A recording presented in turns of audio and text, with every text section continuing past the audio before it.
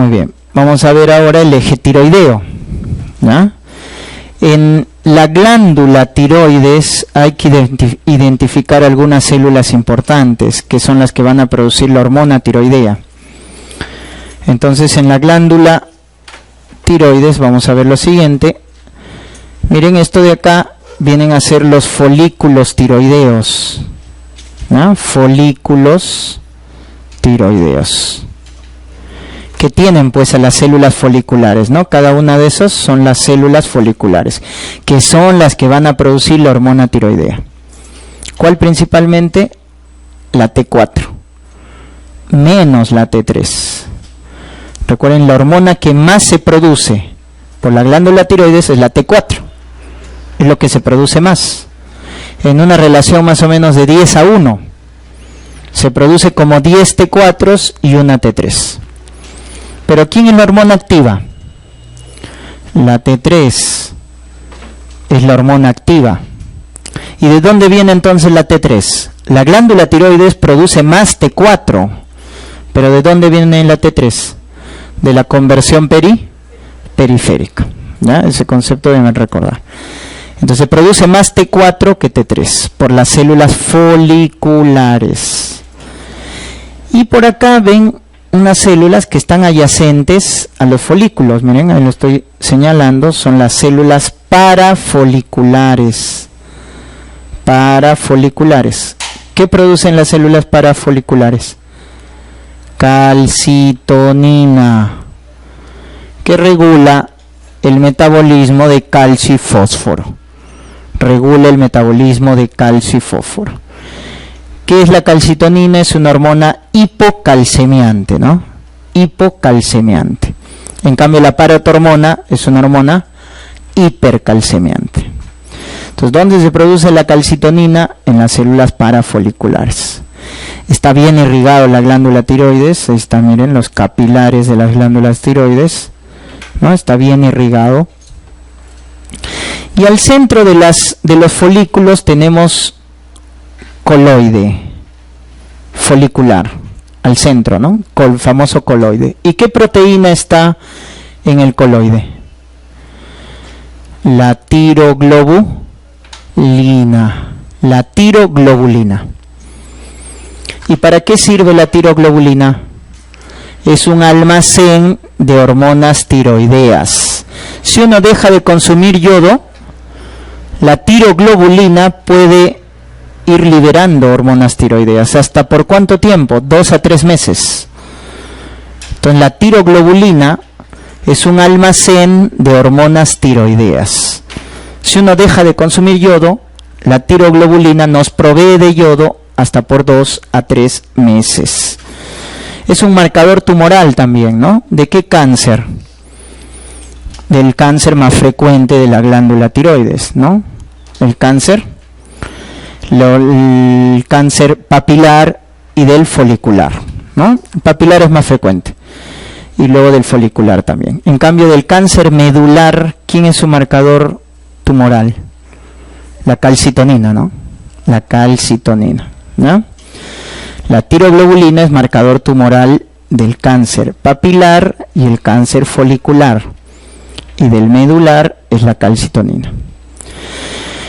Muy bien. Vamos a hablar acá de la síntesis, que es algo fundamental en fisiología que tienen que recordar, de las hormonas tiroideas, ¿ya? La síntesis de hormonas tiroideas. Bien. El primer proceso en la síntesis de hormonas tiroideas, doctores, es la captación de yodo. Ese es el primer proceso, captación. Y para captar el yodo, acá trabaja una bomba, la bomba de yodo. Miren, ahí está la bomba de yodo, sodio, ¿correcto? Bomba de yodo, sodio. Ese es el primer proceso. Entonces, captar, ¿correcto? Captar el yodo.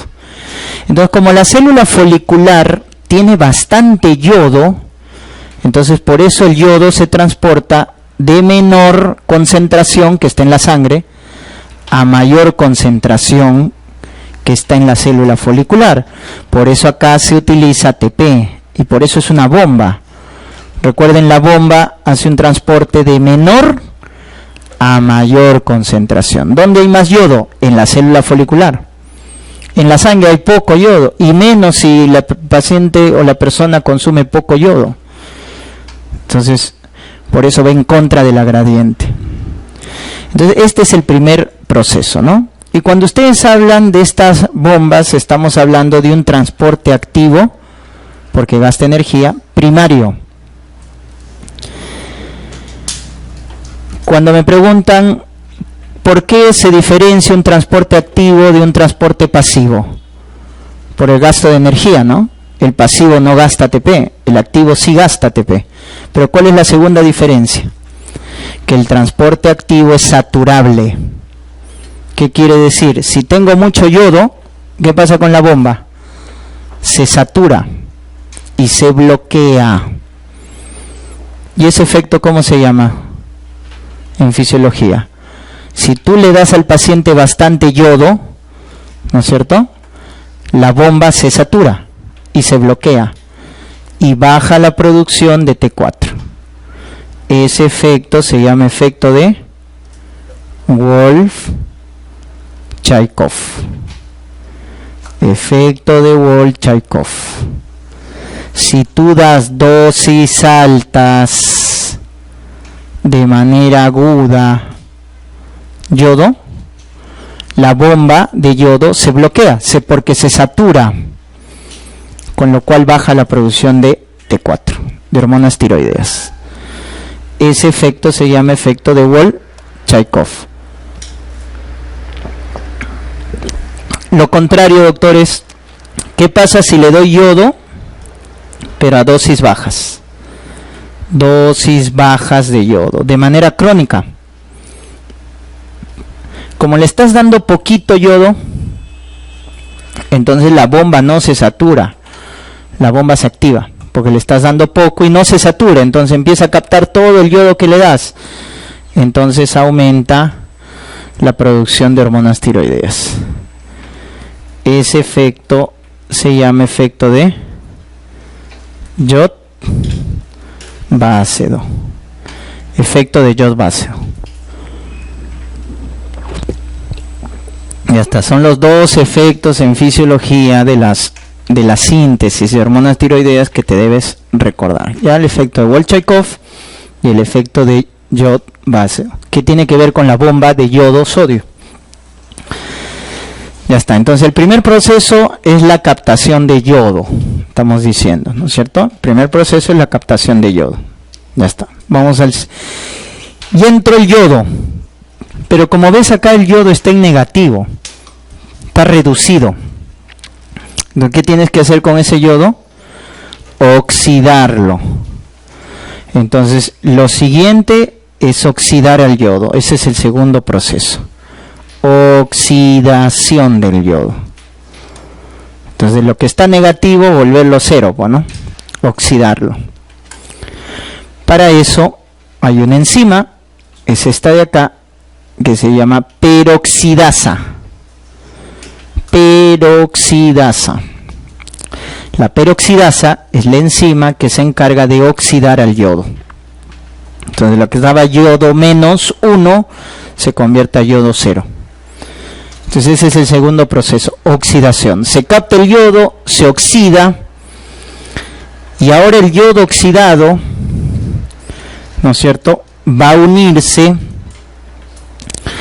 a los residuos de tirosina que tiene esta proteína, ¿no? Miren, la tiroglobulina. La tiroglobulina es una proteína, y como es una proteína, entonces es una cadena de aminoácidos. Y uno de esos aminoácidos es la tirosina. Entonces, esos aminoácidos o residuos de tirosina se van a unir al yodo. ¿Cómo se llama eso? Organificación.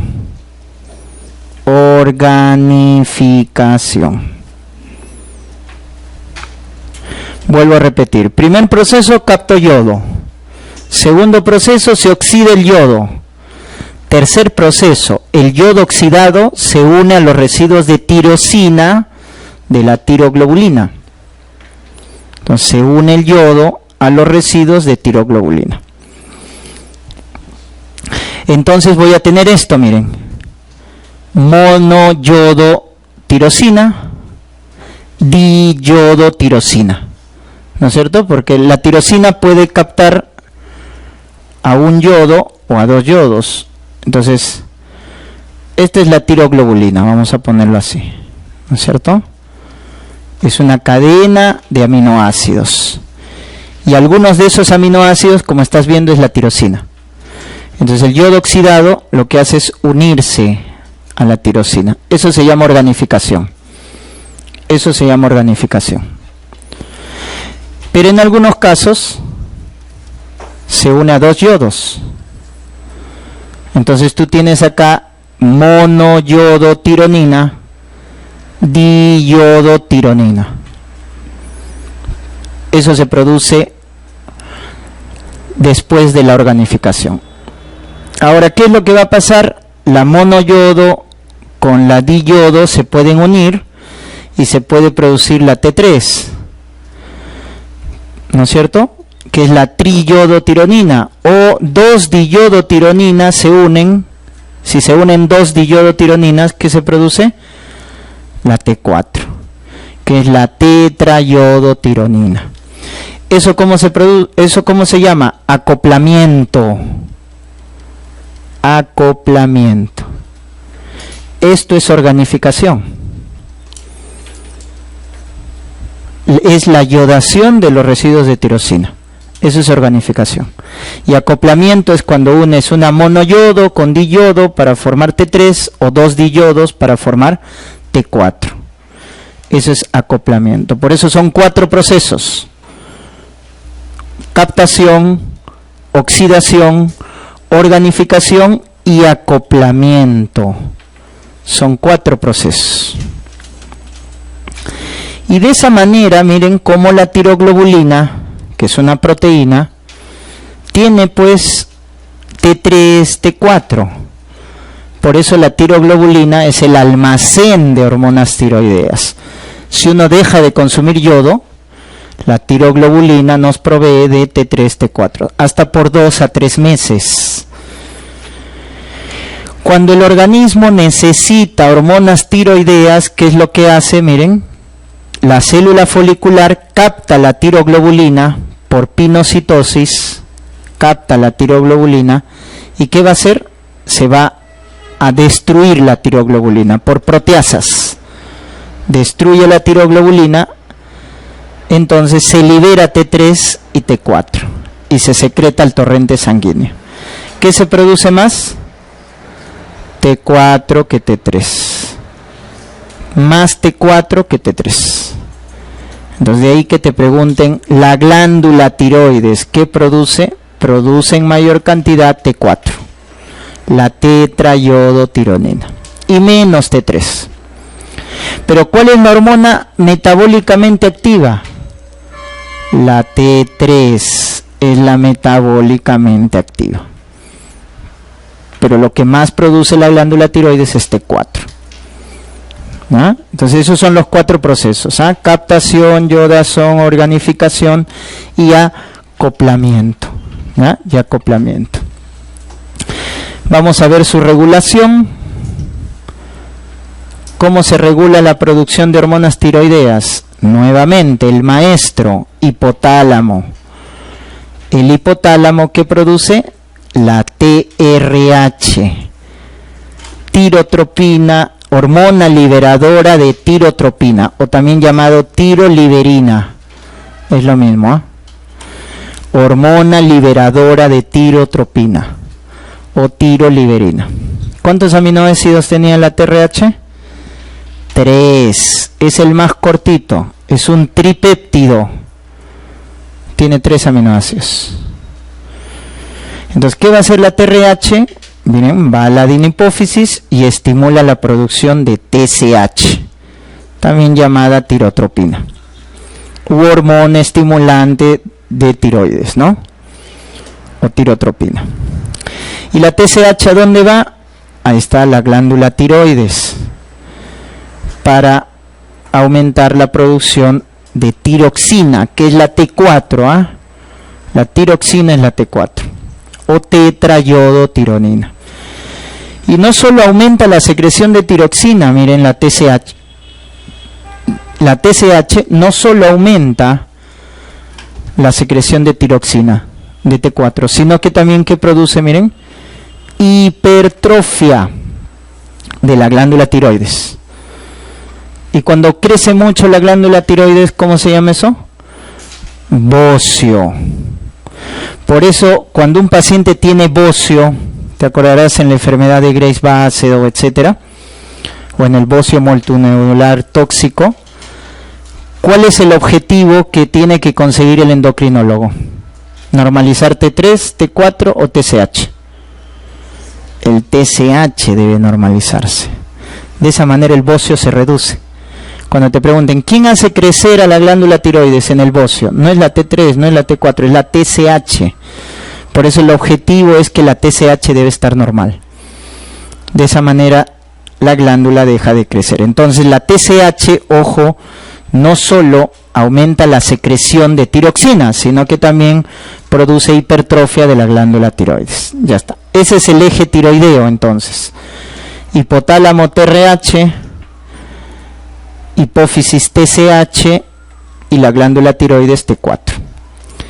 ¿Y qué va a hacer la T4? Va a ir a las células y aumentar el metabolismo, ¿no? Aumentar el metabolismo. ¿Y cómo se regula? Feedback negativo, retroalimentación negativa. Cuando hay mucho T4, ese exceso de T4, miren, va a la hipófisis, va al hipotálamo y disminuye su secreción. Eso se llama retroalimentación negativa o feedback negativo, ¿no? Cuando la hormona periférica está muy abundante, entonces las centrales disminuyen. ¿Ya? En este caso la TSH y la TRH. Doctores, en el feto, su glándula tiroides en el feto se desarrolla de manera independiente, pero la mamá ayuda al desarrollo del eje tiroideo fetal. ¿A través de quién? De la TRH, porque la TRH es la única que atraviesa la barrera placentaria. Para evitar un hipotiroidismo congénito, ¿qué le debo dar a la mamá? ¿T4, T3 o yodo? A la mamá se le da yodo. El yodo puede atravesar la barrera placentaria, pero no atraviesa T4, T3, TSH, no atraviesa. Lo único que puede atravesar la placenta es yodo y la TRH. ¿Y por qué la TRH atraviesa la placenta? Porque tiene 3 aminoácidos. Es cortita, es un tripéptido, por eso atraviesa la barrera placentaria. Entonces, de ahí que te pregunten cómo la mamá contribuye al desarrollo tiroideo fetal a través de la TRH.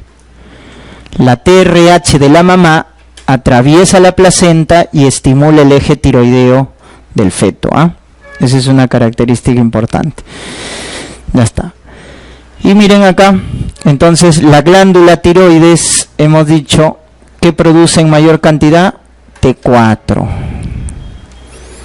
Esa es la hormona que más se produce por la glándula tiroides. Pero ¿cuál es la activa? La T3. ¿Y de dónde viene la T3? Miren, de acá, de una conversión periférica, a través de una desyodación. ¿Ya? Entonces eso es básico que recuerden. La glándula tiroides produce más T4 y luego la T4 se convierte en T3. Entonces si te preguntan ¿cuál es la principal fuente de T3? La conversión periférica. ¿Cuál es la principal fuente de T4? La glándula tiroides. ¿Estamos? Ya está. Entonces hay una conversión, ¿no? De T4 a T3. Le he quitado un yodo, por eso acá hay un proceso de desyodación. Desyodación. Este de acá es un proceso entonces importante, porque al final el que va a hacer el efecto es el T3. Esta es la hormona metabólicamente activa. Entonces es lo que se llama conversión periférica. Entonces en el examen te preguntan, ¿quién bloquea la conversión periférica? Porque el paciente puede tener esto, ¿no? T4 normal, pero T3 bajo. ¿Cómo se llama eso? T4 normal, pero el T3 está bajo. Síndrome del, muy bien, eutiroideo enfermo. Entonces te dices, el T4 está normal, pero tiene hipotiroidismo, porque el T3 está abajo. Y el T3 es la hormona metabólicamente activa. Eso se llama síndrome eutiroideo enfermo. ¿Y por qué se produce eso? Porque hay bloqueo de la conversión periférica. Entonces el T4 está normal, lo que está bloqueado es la conversión de T4 a T3. Entonces, ¿quién bloquea esa conversión? Por ejemplo, la malnutrición, el ayuno, pero sobre todo los fármacos. ¿Qué fármacos van a bloquear la conversión de T4 a T3? El propiltiroacilo, que se emplea para la enfermedad de Graves-Basedow. Entonces, cuando se preguntan cuál es su mecanismo de acción del propiltiroacilo, bloquear la conversión periférica. Los corticoides bloquean la conversión. Pregunta de examen, ¿qué antiarrítmico bloquea la conversión periférica de T4 a T3? Amiodarona. Amiodarona. Las sustancias de contraste que tienen yodo. Sustancias de contraste que tienen yodo. Los beta bloqueadores, propranolol, bloquean la conversión periférica. Entonces miren, estos factores son causas del llamado síndrome de eutiroideo enfermo. ¿Ya? Síndrome de eutiroideo enfermo. La malnutrición, el ayuno, el propiltiroacilo, el beta-block, corticoides, amiodarona y sustancias de contraste yodado producen el llamado síndrome de eutiroideo enfermo, que es bloquear la conversión periférica de T4 a T3. ¿Ya? De T4 a T3.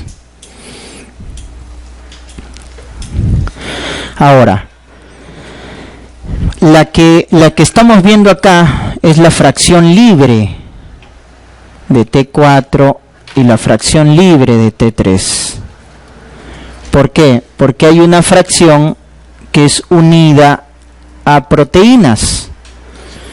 Es decir, el T4 y el T3, hay otra fracción que está unida a proteínas. ¿Y cómo se llama la proteína que fija las hormonas tiroideas? Se llama TBG, globulina fijadora de tiroxina. Globulina fijadora de tiroxina. Y este es la mayor porcentaje, el 99% de las hormonas tiroideas están unidas al TBG. Solo el 1% está libre.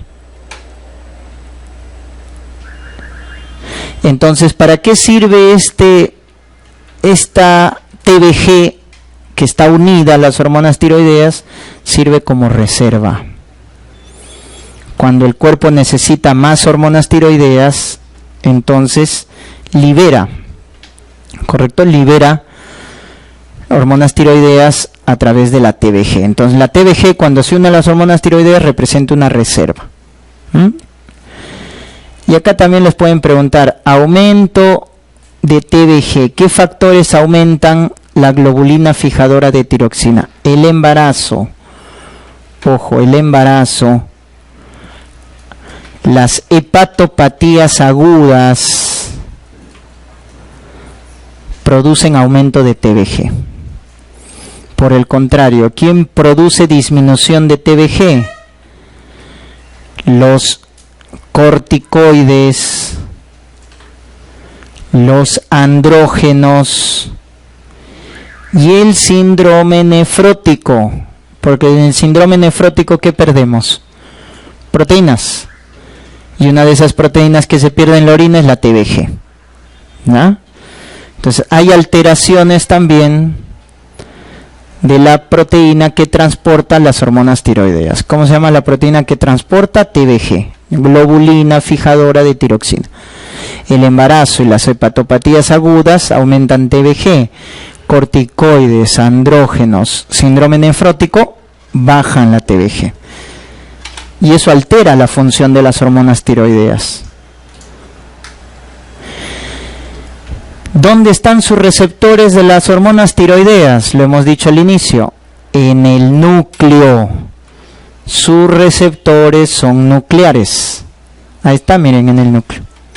Las hormonas tiroideas tienen su receptor en el núcleo. ¿Y qué van a hacer en el núcleo? Van a estimular la síntesis de proteínas. Entonces, miren, inducen la transcripción, ARN mensajero, y van a inducir la síntesis de proteínas. ¿Ya? Van a inducir la síntesis de proteínas. ¿Qué efecto tienen las hormonas tiroideas? A nivel intracelular, miren, más mitocondria para producir más ATP, aumenta la cadena respiratoria, aumenta la bomba de sodio y potasio, por eso, es decir, aumenta el metabolismo. Por eso aumenta el consumo de oxígeno, el índice metabólico, aumenta el requerimiento de micronutrientes, ¿no? O sea, aumenta el requerimiento de vitaminas, porque está aumentado el metabolismo. Y a nivel sistémico, esto es lo que produce las hormonas tiroideas, ¿no?